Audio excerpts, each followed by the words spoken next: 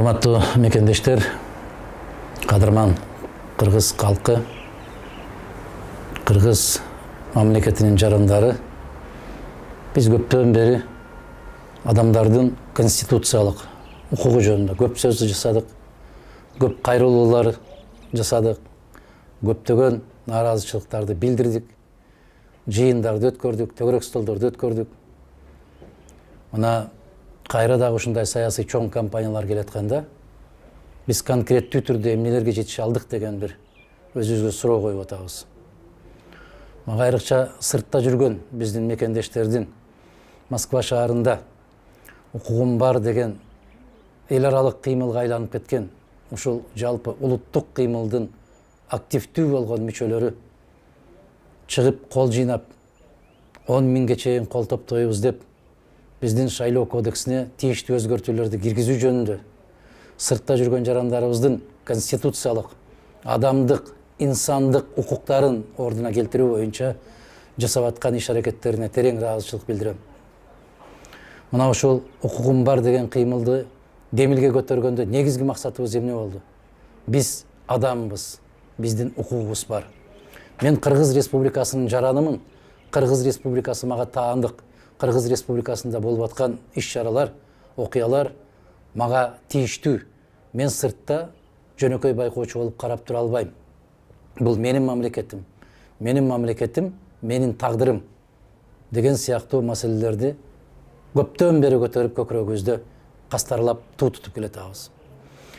Мына бүгүн расмий түрдө биз тийиштүү кайрылууларды Кыргыз Республикасынын конституциясына, Кыргыз Республикасынын мыйзамдарына таянып, Кыргыз Республикасынын тышкы иштер министрлигине, Кыргыз Республикасынын борбордук шайлоо комиссиясына, тагыраак айтканда референдумдарды өткөрүү жана шайлоолорду өткөрүү боюнча борбордук шайлоо комиссиясына, керек болсо Кыргыз Республикасынын жетекчисимин деген инсандарга, өкмөт башчыларына, баарына расмий түрдө кайрылуу даярдадык.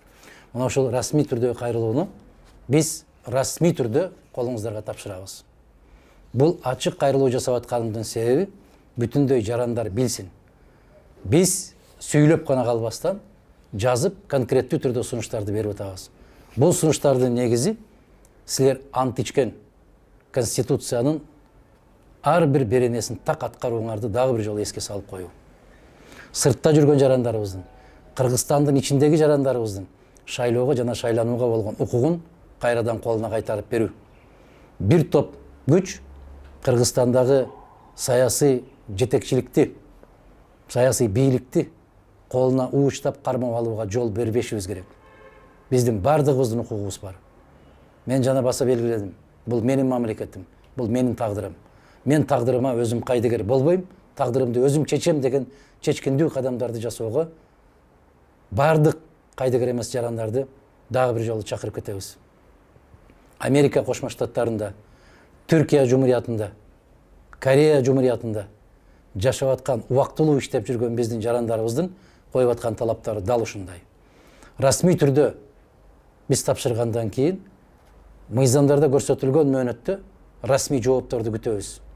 Эгерде бизге кыргыз жарандарынын шайлоого жана шайланууга укугу ордуна койбойбуз деген болсоңор, анда бул жөнүндө дагы жообуңарды берип коюшуңар керек.